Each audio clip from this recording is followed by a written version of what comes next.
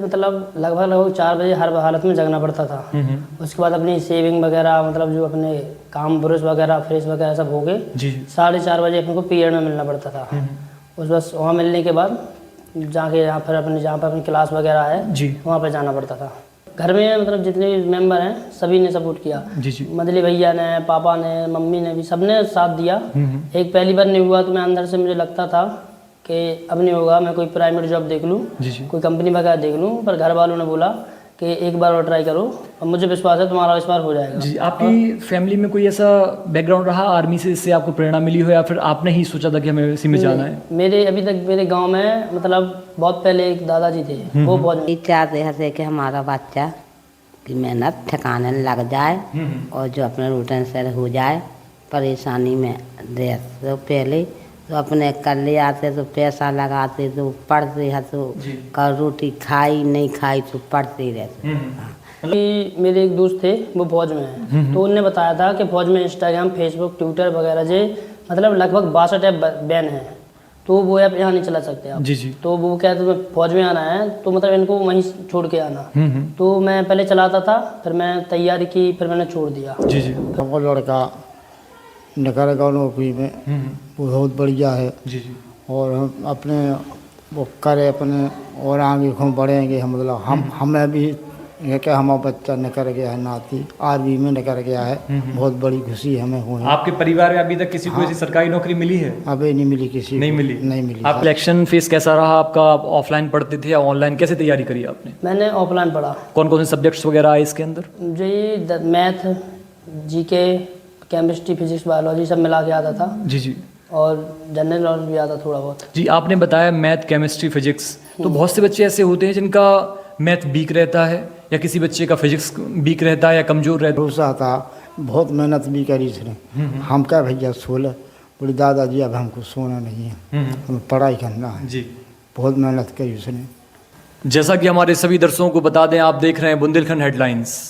आज हमारे साथ एक मुख्य अतिथि के तौर पर हमारे आर्मी मैन, इनका किस में सिलेक्शन हुआ है, क्या इनकी अभी तक की सिलेक्शन जर्नी रही है, क्या इनका फैमिली बैकग्राउंड रहा, कैसे इन्हें प्रेरणा मिली कि हम आर्मी के क्षेत्र में ही जाएं, क्यों इन्होंने और कोई अन्य क्षेत्र नहीं चुने, इन तमाम सवालों के हम इनसे जवाब जानेंगे।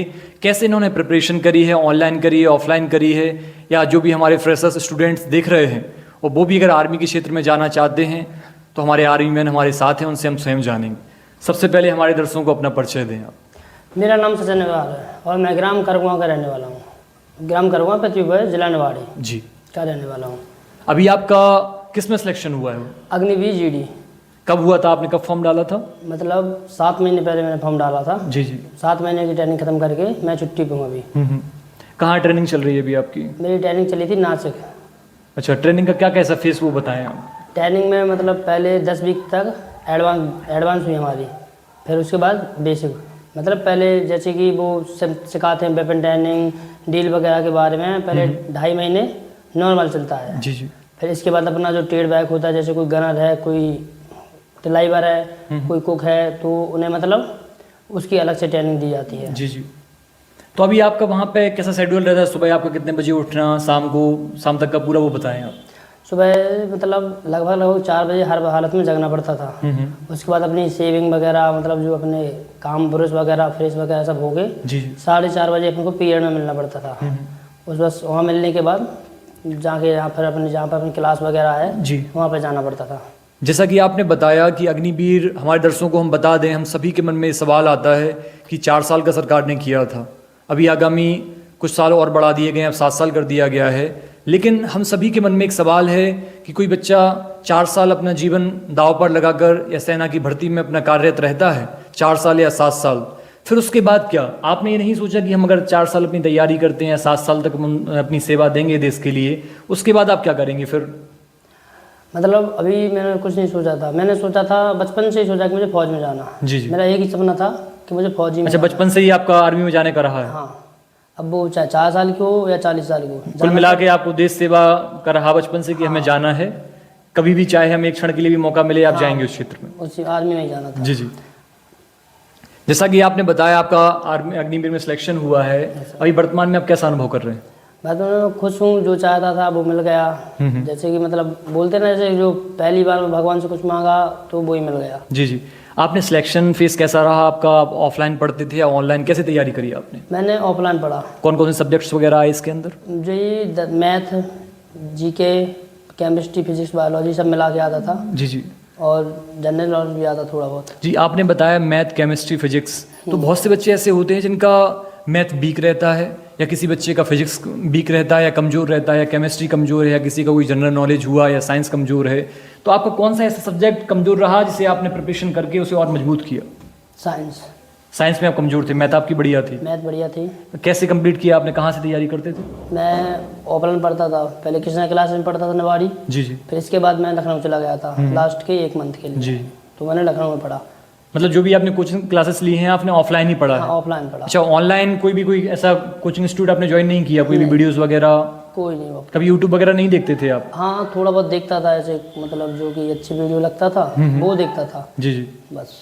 जैसा कि वर्तमान में हमारे दर्शकों को हम बता दें, हम सभी का एक डिस्ट्रैक्शन का जो फेस है वो है सोशल मीडिया। तो हमारे आर्मी मैन से हम जानेंगे, इन्होंने अपने ट्रेनिंग फेस के दौरान ये जो डिस्ट्रैक्शन का जो फेस है, हमारे फेसबुक है, हमारा व्हाट्सअप है, इंस्टाग्राम है, ट्विटर है, इन सभी से दूरियां बनाकर कैसे प्रिपरेशन करी, कैसे सिलेक्शन लिया, कैसे खुद को केंद्रित करके सिर्फ अपनी पढ़ाई के प्रति ही ध्यान लगाने का इन्होंने अपने आत्म केंद्रित किया, अपनी इंद्रियों को, उसके बारे में आप बताएं कैसे आप मैनेज करते थे? मतलब जो कि मेरे एक दोस्त थे वो फौज में हैं, तो उनने बताया था कि फौज में इंस्टाग्राम, फेसबुक, ट्विटर वगैरह जे मतलब लगभग 62 ऐप बैन है, तो वो ऐप यहाँ नहीं चला सकते आप। जी जी। तो वो क्या है, फौज में आना है तो मतलब इनको वहीं छोड़ के आना। तो मैं पहले चलाता था, फिर मैं तैयारी की, फिर मैंने छोड़ दिया। जी जी। फिर मुझे छोड़ दिया तो कुछ दिन लगा कि मतलब नहीं, फ़ोन में उसके बिना कुछ नहीं है, पर फिर पढ़ता रहा, मतलब फिर हो गया। फिर वहाँ ट्रेनिंग में पहुँचा तो जैसे उन्होंने बताया था, इंस्टा, फेसबुक, ट्विटर वगैरह सारे ऐप मतलब मोबाइल में बैन है वहाँ पर। जी जी। वो आप नहीं की। तो आपने घर पे ही उसकी आदत डाल ली थी कि हमें घर पे भी नहीं चलाना है घर फोन? पे मतलब लगभग मतलब 80% में नहीं चलाता था, 20% कभी कभार चलाता था। जी जी। बाकी सोशल मीडिया उतना आपने उपयोग नहीं किया है? आज आप करते हैं कि नहीं करते? अब नहीं, अब मैं फौज में जाने के बाद मैंने सब हटा दिया। अच्छा, वो चीज़ सब हट गई हैं? हाँ, इंस्टा, फेसबुक, ट्विटर वगैरह। अच्छा, हमारे दर्शक जो भी हैं या आगामी जो अग्निवीर की तैयारी करेंगे या जो भी अन्य प्रतियोगी परीक्षाओं की तैयारी करेंगे, उनके लिए आप क्या संदेश देना चाहेंगे? आपने खुद को कंट्रोल करके रखा कि नहीं, हमें आपने बोला कि वहाँ पे ऐसा अलाउ नहीं था, तो और बच्चों को आप क्या कहेंगे कि वो कैसे इन सब चीज़ों से अलग होकर अपने पढ़ाई के प्रति ही अपना ध्यान केंद्रित करें? वो ऐसा है कि अगर आप मन में सोच लो कि मुझे ये करना ही है तो आप सब कर सकते हो। आप फेसबुक, इंस्टा क्या है, मतलब फ़ोन चलाना भी बंद कर सकते हो। जी जी। जो कि मेरे साथ वाले बंदे अभी कुछ कर रहे हैं, जो मेरी जिनका अभी टेस्ट निकल गया तो अभी उनकी रनिंग फिजिकल वगैरह रह गया, तो वो कर रहे हैं। जैसे कि मोबाइल मतलब यूज कर रहा है, पर थोड़ा यूज कर रहा है। जो कि अभी निवाड़ी में एक मानवीय डिफेंस अकेडमी है जहाँ मैंने रनिंग की, तो वहाँ पर बहुत से बंदे भी रनिंग कर रहे हैं। तो वहाँ पर मैं अभी गया था तो मैं सबको बताया था कि फ़ोन मतलब तुम यहाँ जितने दूर रहोगे फ़ोन से उतना अच्छा रहेगा। अभी से आदत डाल लोगे ना तो आदत में शामिल हो जाएगा। अच्छा, आपने बताया पृथ्वीपुर जिला निवाड़ी के निवासी हैं, तो आपने अपना फिजिकल ट्रेनिंग का फेस कहाँ कंप्लीट किया? आपने यहाँ आसपास के क्षेत्र में, या किसने आपको ट्रेनिंग दी? कोई ऐसे गुरु रहे हो आपके? सबसे पहले यहाँ पर पृथ्वीपुर में मैं ग्राउंड पर दौड़ता था। जी। तो फिर यहाँ मतलब मुझे लगा कि यहाँ से मेरा नहीं होगा, तो फिर निवाड़ी में एक मानवीय डिफेंस करके अकेडमी है जो कि मेरे आसिफ भैया की है, आसिफ चौधरी नाम है उनका, वो तैयारी कराते थे। तो मैंने वहाँ पे तैयारी की, वहाँ पे मुझे अच्छा लगा तैयारी करने में, वो अच्छी मेहनत कराते थे। अच्छा, वहाँ पे आपने अपना फिजिकल कंप्लीट किया है? वहाँ फिजिकल कंप्लीट करके और भैया के आशीर्वाद से मेरा 100 नंबर का फिजिकल बन गया था। जी जी। हमारे दर्शकों को आप बताएं आपका फैमिली बैकग्राउंड कैसा रहा? अभी तक आप जो प्रिपरेशन कर रहे हैं, आप लगभग कितना समय आपको व्यतीत हुआ आपका प्रिपरेशन के दौरान? कितने महीने लगे आपको? मतलब मुझे 1 साल लगा। 1 साल लगा है। ये आपका पहली बार का ही अटेम्प्ट है कि आप 1-2 बार और कर चुके हैं? नहीं, पहली बार मेरा फिजिकल निकल गया था, मैं फाइनल मेरिट में बाहर हो गया था। मतलब एग्जाम में नंबर कम होने के कारण मैं बाहर हो गया था। जी जी। बाकी दूसरी बार था मेरा। दूसरी बार था आपका ये। तो आपने बताया कितना 7 से 8 महीने, आप 1 साल लगभग रहा आपका। हाँ।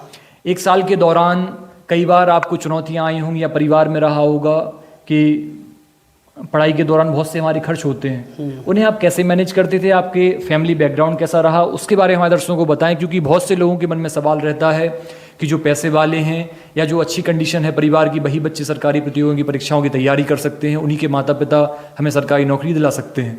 लेकिन आपका कैसा रहा बैकग्राउंड, वो आप बताएं, कैसे आप मैनेज करते थे? किसने आपका सहारा बना? ऐसा कुछ नहीं रहा, घर वालों ने सभी ने सपोर्ट किया, मतलब घर में मतलब जितने भी मेंबर हैं सभी ने सपोर्ट किया। जी जी। मदली भैया ने, पापा ने, मम्मी ने भी, सबने साथ दिया।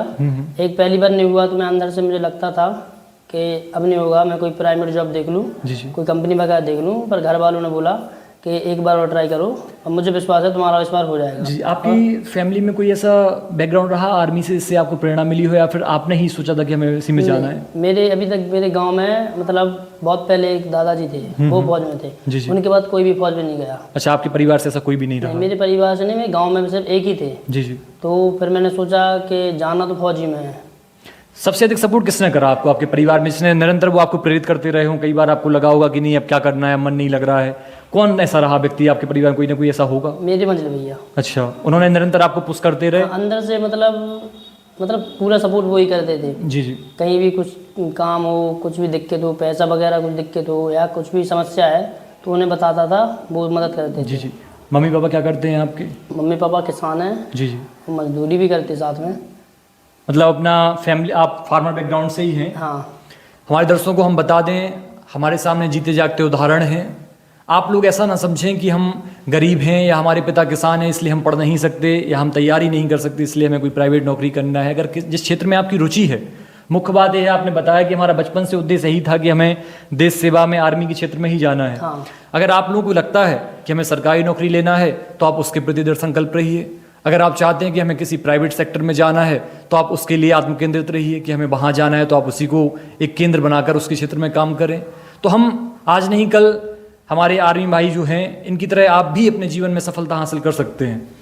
अंत में हम आपसे पूछना चाहेंगे, फैमिली सपोर्ट अभी वर्तमान में कौन है, इससे हम बात कर सकें? माता पिता या कोई है अपने परिवार में इधर? दादा दादी जी। जी, उनका क्या भूमिका रही है आपके साथ? उनका भूमिका मतलब पूरा वो मतलब निरंतर मुझसे बोलते हैं कि मतलब तुम करो, तुम कर सकते हो, तुम्हें लगता है मुझे कि तुम कर लोगे, इस बार नहीं हुआ तो अगली बार तुम्हारा होगा। 100 में से 100% हो जाएगा। दादा दादी का आपको मोटिवेशन के तौर पर एक पुश करने का काम रहा है? हाँ, दादा दादी का। अच्छा, मोटिवेशन से याद आया, बहुत से बच्चे आज के समय में यूट्यूब पर कोई 15 सेकंड की मोटिवेशन वीडियो देख लेता है, कोई फेसबुक पर देख लेता है, तो उससे एक तरह से उसके अंदर हवा सी भर जाती है, गुब्बारा सा फूल तो जाता है लेकिन वो कुछ ही क्षण के लिए। हाँ, तो आपको मोटिवेशन आपके दादाजी रहे आपके लिए?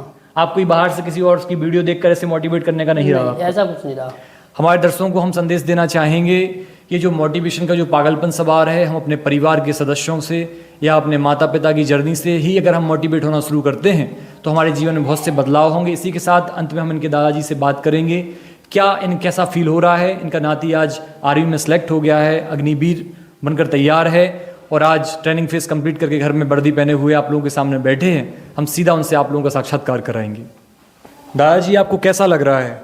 हमको ये ऐसा लग रहा है कि हमको लड़का निकलेगा नौकरी में, वो बहुत बढ़िया है। जी जी।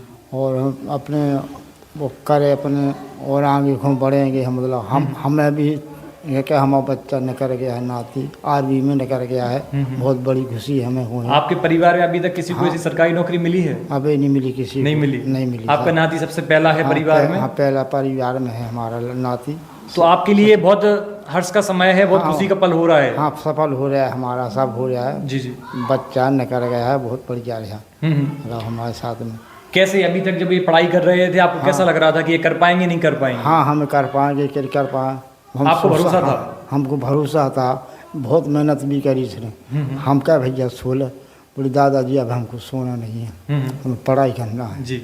बहुत मेहनत करी उसने, पढ़ा उसने, मेहनत भी करी, दौड़ी भी करी, दौड़त रहो रात के 4 बजे से दौड़ा वो सुबह तक। आज आप प्रसन्न हैं? हम पसंद हैं। दादी, आप क्या कहना चाहोगी? हम यही चाहते हैं कि हमारा बच्चा की मेहनत ठिकाने लग जाए और जो अपने रूटीन से हो जाए। परेशानी में दे तो पहले तो अपने कर ले आते तो पैसा लगाते तो पढ़ते हैं, तो कर रोटी खाई नहीं खाई तो पढ़ते रहते।